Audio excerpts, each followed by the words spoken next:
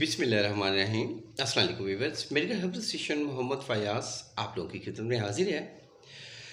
चेहरा आपका चमकता दमकता नहीं है, ब्लड का गाढ़ापन है। चेहरे पे एक नेचुरली जो ग्लो होना चाहिए, एक रौनक होनी चाहिए आपके फेस पे, वो नहीं है। डार्क सर्कल्स हैं, काली रंगत है, ब्लैक स्पॉट्स बने हुए हैं।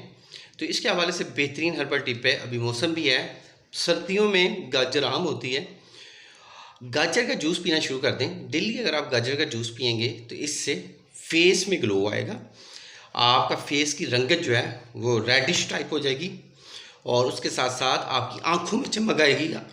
और तीसरा, आपका जो लीवर है, लीवर डिस्टर्ब है, लीवर खून बनाना शुरू कर देगा।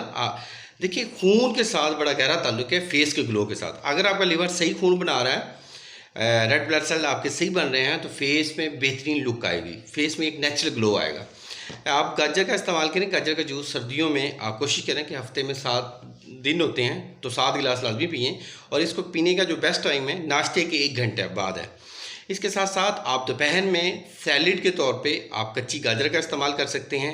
इसका इस्तेमाल करें और बेसन से फेस वॉश किया करें साबुन की बजाय। बेसन से फेस वॉश करेंगे तो डस्ट वगैरह जो है वो हमारी रिमूव होगी फेस से, और उसके साथ साथ एक नेचुरली ग्लो देगा।